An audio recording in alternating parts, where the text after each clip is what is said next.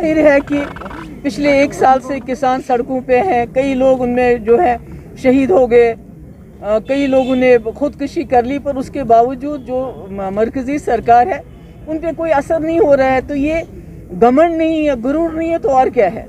تو میں سمجھتی ہوں کہ ہر چیز کا اپنا وقت ہوتا ہے, یہ وقت بھی نہیں رہے گا.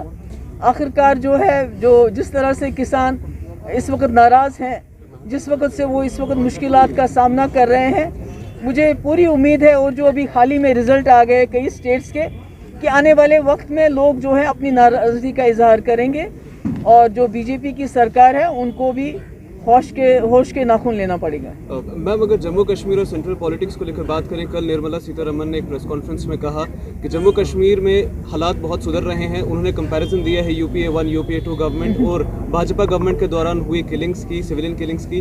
اس کے بعد انہوں نے اور بھی جو انڈسٹریل انویسٹمنٹس ہیں ان کو لے کر بات کی, ایک ودھان ایک نشان ایک پردھان کی بات کی, اور کہا کہ جموں کشمیر کی جو پرانی سرکاریں ہیں وہ جو نہیں کر سکی وہ بھاجپا نے پچھلے 2014 سے لے کر 18-21 تک کر کے دکھایا. دیکھیے میں کیا کہوں, مجھے تو ہنسی آ رہی ان کی اس بات پہ, کیونکہ ابھی ہوم منسٹر آئے تو ہوم منسٹر کے آنے سے پہلے یہاں ہزاروں نوجوانوں کو قید کیا گیا, بند کیا گیا. اس کے جانے کے بعد اور لوگوں کو بند کیا گیا. آج تک بھی وہ سلسلہ جاری ہے. CRPF کی نئی بٹالینز روز بروز آ رہی ہیں, سیکورٹی فورسز کی تعداد بڑھائی جا رہی ہے. تو اگر حالات ٹھیک ہیں تو پھر یہ CRPF کی بٹالین سیکورٹی کیوں بڑھائی جا رہی ہے؟ اور کل ہی ہمارا ایک پولیس کا آدمی جو ہے اس کو شہید کیا گیا. تو میرا یہ ہے کہ ان کو BJP کو جملہ بازی کرنے کی عادت ہے. یہ میں کہہ رہے تھے کہ لوگوں کے اکاؤنٹ میں 15 لاکھ روپے دے دیں گے, 2.5 کروڑ نوکریاں دیں گے سال میں, اور بعد میں کہا یہ تو سب جملہ ہے. تو یہ جو بات کرتے ہیں اس میں کوئی وزن نہیں ہوتا ہے, بالکل غلط ہوتا ہے. جموں کشمیر کے زمینی حالات بہت مختلف ہیں, بہت خراب ہے. یہاں کے لوگوں کا دم گھٹ رہا ہے. یہاں کے لوگوں کو زبردستی طاقت کے بل بوتے پہ ان کو خاموش کروا دیا گیا ہے, اور یہاں کی خاموشی کو یہ امن کا نام دے رہے ہیں, جو بالکل غلط ہے. 5 سال ہو گئے نوٹ بندی کو, آج 5 سال ٹھیک اس وقت, آج 5 سال پہلے 5 سال کا ایکسپیرینس نوٹ بندی کا. نہیں دیکھیے, وہ کہہ رہے تھے نوٹ بندی سے جو ہے کالا پیسہ واپس آ جائے گا, جو ہے جو وائلنس ہے وہ ختم ہو جائے گی, اور دودھ کی ندیاں بہیں گی, پھر لوگوں کو پتہ نہیں کیا اس سے ملے گا, سارا کرپشن ختم ہو جائے گا. بلکہ اس وقت تو پہلے جتنی کرپشن کبھی نہیں تھی اب ہے, مگر بڑے سوفسٹیکیٹڈ طریقے سے کرپشن ہو رہی ہے. جیسے پرائم منسٹر کیئر فنڈ, وہ کرپشن نہیں ہے تو کیا ہے؟ جس کا آپ لوگوں کو حساب نہیں دینا چاہتے. بحیثیت پرائم منسٹر آپ کے پاس فنڈ ہے, آپ اس میں جو ہے اربوں خربوں روپیہ جمع ہے, اس کا آپ حساب نہیں, تو اس سے بڑی کرپشن کیا ہو سکتی ہے؟ میم, آپ نے بھی پرائم منسٹر فنڈ کی بات کی, 37 وینٹیلیٹرز SMS میں پہنچے تھے, وہ ڈیفنکٹ ہے سارے, اس پہ آپ کا کیا کہنا ہے؟ نہیں, میرا یہ نہ صرف یہاں جو وینٹیلیٹر پہنچے وہ ڈیفنکٹ تھے, بلکہ جو گجرات میں بھی وینٹیلیٹر تھے اور جگہوں پہ بھی تھے وہ ڈیفنکٹ تھے. تو میں کہتی ہوں سب سے بڑا گپلا جو ہے وہ پرائم منسٹرز کیئر فنڈ میں ہے.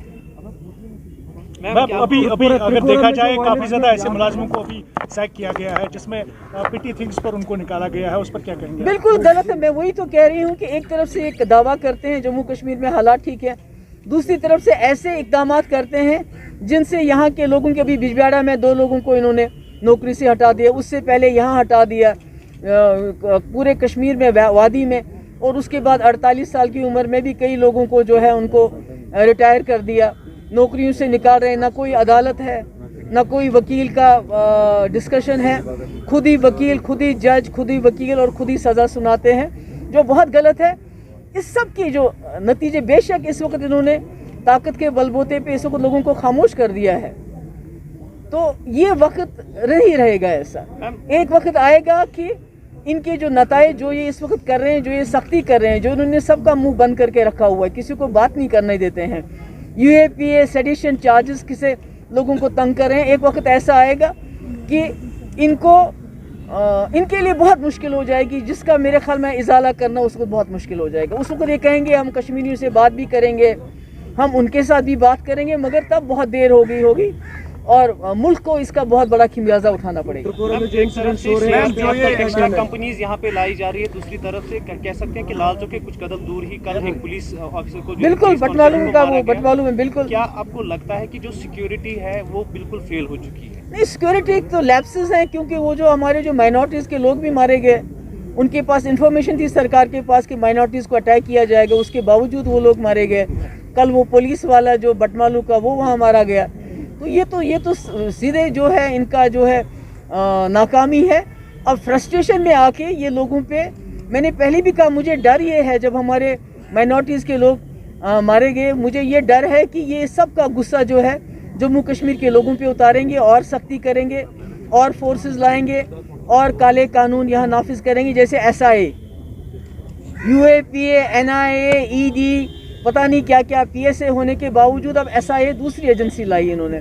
तो गरज ये है कि लोगों को तंग करना है, लोगों को किसी किस्म का आराम नहीं देना। जैसे मैंने अभी कहा, वो बेचारा वो शाहिद राथर, वो लड़का जो आर्मीनी का रहने वाला है, यहाँ शुपियन में मारा गया, वो ज़ैनपुरा शुपियन में, और आज तक सरकार की तरफ से उस बेचारे गरीब के घर कोई नहीं गया है, मुझे भी नहीं जाने देते हैं, ना खुद जाते हैं। उसको अभी तक कोई कंपनसेशन नहीं, कोई इन्वेस्टिगेशन की बात तो दूर की है जिस तरह वो मारा गया, मगर कोई उसके घर दो लफ्ज़ जो है हमदर्दी बोलने के लिए नहीं गया सरकार की तरफ से।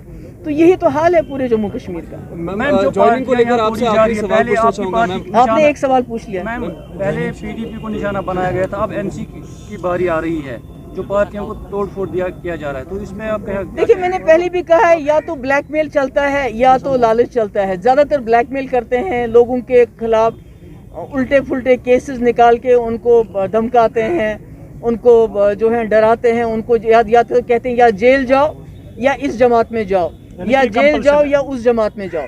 तो आपने देखा होगा कई लोग जेल से निकले, उनने जमात ज्वाइन की तो उनके केस ख़त्म हो गए।